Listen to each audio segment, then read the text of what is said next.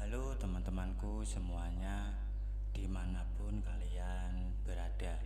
Semoga teman-teman selalu dalam keadaan yang sehat dan selalu dimudahkan dalam mencari rezeki. Berjumpa kembali dengan channel Ruang Imajinasi, channel yang berisikan tentang konten cerita romantis yang diberi latar belakang berupa video pemandangan alam. Pada kali ini di hari Sabtu tanggal 10 Januari tahun 2026.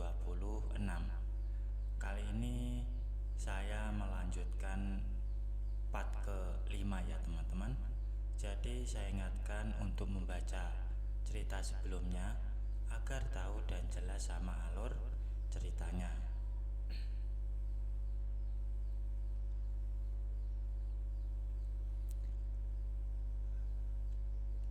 Dan untuk kisah kali ini bermula sewaktu pagi hari ya.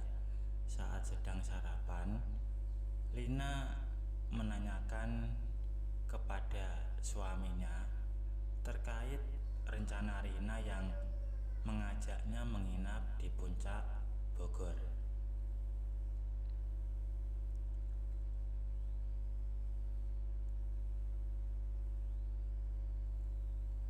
Dan ternyata suaminya pun akhirnya mengizinkan Lina. Tiba-tiba saja Lina teringat sesuatu, bahwasanya suaminya pernah berjanji setelah pulang dari luar kota mau mengajak liburan. Dan suaminya pun menyetujui dan mereka bakal berangkat hari itu juga. Lina dan suaminya sepakat meminta Pak Manto untuk merapikan rumah selama mereka pergi. Sebelum mereka berangkat, Pak Manto sudah sampai duluan. Lina dan suaminya pun pamit kepadanya. Ternyata suaminya bilang mereka akan pergi ke sebuah curug. Tentu saja Lina setuju karena sangat cocok untuk menyejukkan mata dan pikiran dari kepenatan sehari-hari. Dan setelah menempuh perjalanan selama 2 jam lebih, akhirnya mereka sampai di lokasi yang mereka tuju. Dan ternyata di sana tempatnya sangat sepi. Dan begitu ia lihat, hasilnya cukup bagus. Lina juga mengambil beberapa foto alam sebagai tambahan untuk postingannya nanti. Lina dan suaminya pun berendam di air yang sejuk. Dan karena air yang dingin, tiba-tiba saja Lina merasa ingin. Karena rasa yang sedang melandanya, ia menghampiri suaminya, lalu meminta kepada suaminya. Awalnya suaminya ini sempat menolak karena mereka sedang berada di alam terbuka. Namun setelah Lina mengambil langkah duluan, lama-kelamaan suaminya pun membalas juga. Hingga 10 menit kemudian, suaminya telah sampai duluan. Dan saat ingin keluar dari kawasan curug, tiba-tiba saja ada yang memanggil suaminya. Dan ternyata itu adalah mantan bawahannya yang bernama Zaki. Mereka pun akhirnya berbincang akhirnya Lina pun minta untuk duluan ke mobil karena sepertinya mereka akan berbincang cukup lama.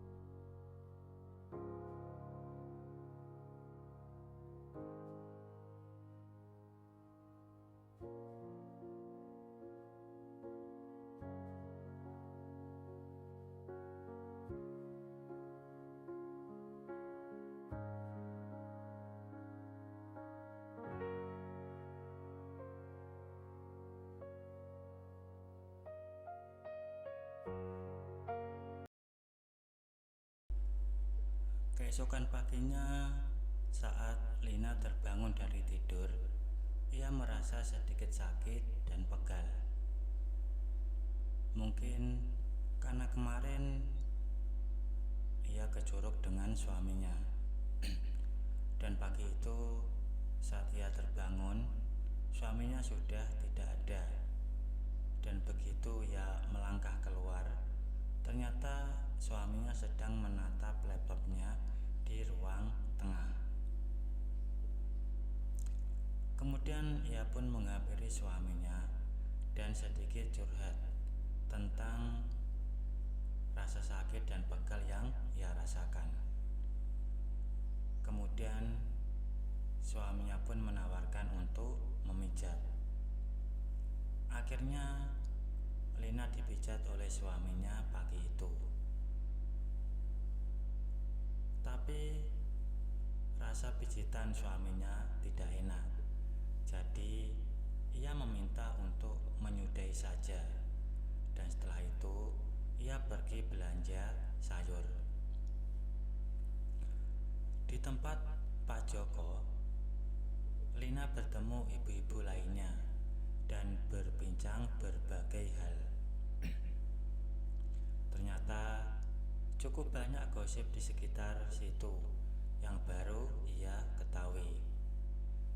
Tapi tentunya Lina tidak ingin langsung percaya atas gosip apapun yang beredar. Dan setelah berbelanja sayur, ia pun pulang dan melakukan aktivitasnya seperti biasa sebagai ibu rumah tangga.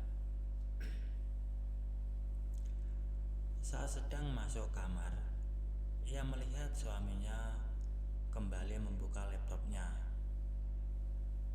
Memang sangat ulet suaminya itu.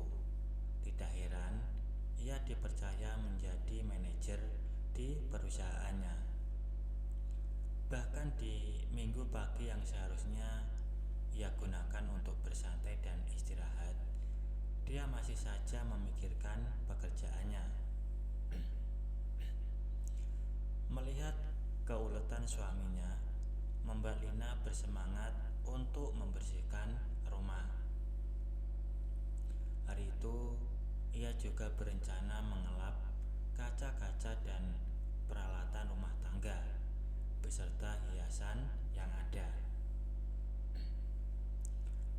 Saat sedang mengelap hiasan di samping TV, Lina melihat sebuah barang yang berbeda dari hiasan lainnya.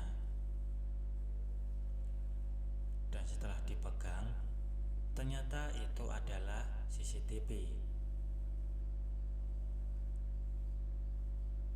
Ia merasa kaget dan baru tahu kalau di situ ada CCTV. Belum selesai rasa kagetnya dengan adanya CCTV itu, begitu ia berbalik, ia melihat suaminya ternyata sedang berdiri di belakangnya. Dan seketika jantungnya seperti berhenti. Melihat Lina yang sedang menggenggam CCTV, tiba-tiba saja suaminya mengatakan bahwa CCTV itu sudah rusak dan lama tidak digunakan.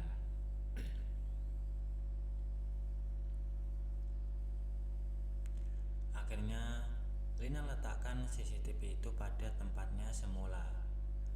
Dan setelah itu suaminya pergi mandi. Jujur saja Lina masih teringat dan khawatir akan CCTV tersebut. Walau suaminya sudah berkata kalau itu sudah tidak digunakan, tetapi di hatinya seperti ada yang mengganjal.